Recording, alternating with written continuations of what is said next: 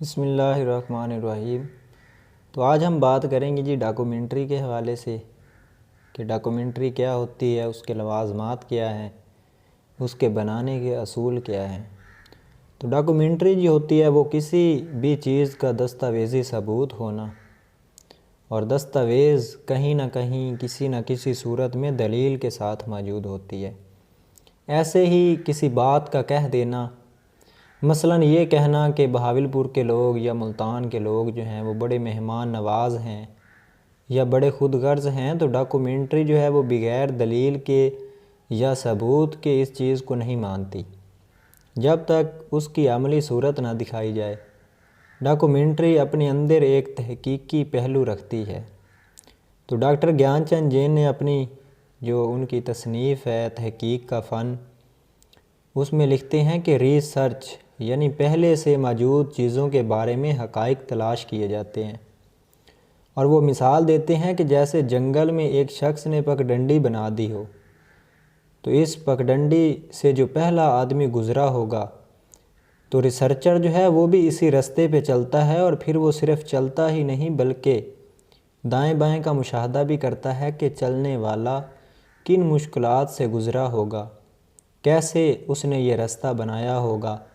ساتھ وہ یہ بھی سوچتا ہے کہ اگر وہ اس رستے سے چلا جاتا تو شاید زیادہ مناسب ہوتا، کہیں وہ اس کی تحسین بھی کر رہا ہوگا، کہیں پر اس کی مشکلات کا تذکرہ بھی وہ کرتا ہے، گویا جو ریسرچر ہے اس کو دوبارہ تلاش کر کے لوگوں کے سامنے رکھتا ہے۔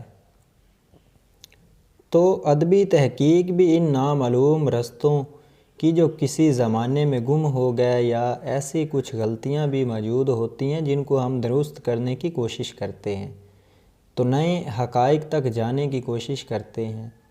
تحقیق جو ہے وہ دلائل کا نام ہے۔ سورج جو ہے وہ مشرق سے نکلتا ہے، یہ ایک بالکل سچائی ہے، یونیورسل ٹروتھ ہے، مگر تحقیق کرتے ہوئے کہتے ہیں کہ کسی کتاب کا حوالہ دینا ضروری ہے کہ میں نے یہ چیز فلاں کتاب میں پڑھی ہے، اس کا ثبوت ہونا بھی ضروری ہے۔ گویا تحقیق ہمارے مزاج کا حصہ ہونی چاہیے۔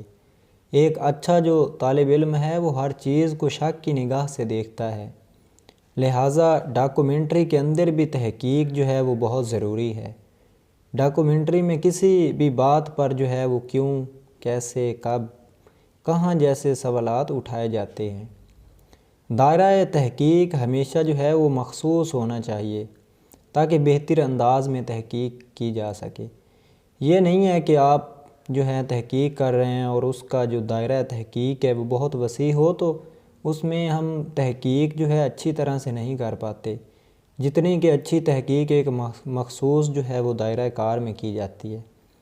مثلاً ہم کہتے ہیں کہ کسی علاقے میں پردہ کرنے والی عورتوں کی ہم بات کرتے ہیں کہ اس حوالے سے ہم دیکھیں گے کہ اس کا جو ہے مذہب جو ہے اس میں کیا تصور ہے پردے کے حوالے سے، ان کے سماجی حالات جو ہیں وہ کیسے ہیں، خاندان کی روایت کو دیکھیں گے۔ تو اسی طرح مختلف علاقوں کی پوری تحقیق کرنی پڑتی ہے، اور مذہب سے زیادہ مضبوط جو ہے وہ سماجی رویے ہوتے ہیں جو سماجی رویوں کو طے کرتے ہیں، اور انہی رویوں میں ہماری زندگی جو ہے وہ گزرتی ہے۔ کوئی بھی معمولی سے معمولی موضوع بھی ہو تو پہلا کام اس کے بارے میں پوری ریسرچ کی جائے۔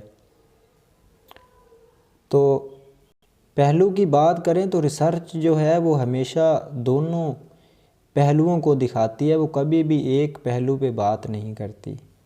اگر ہم ایک ہی پہلو کو لے کر چلیں گے تو اس پہ پھر جانبداری کا الزام لگے گا۔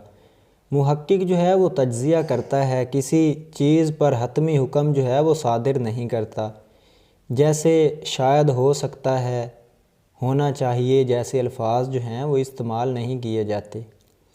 تحقیق میں زبانی چیزوں کی کوئی اہمیت نہیں ہوتی، بلکہ ڈاکومنٹری کرنی پڑتی ہے۔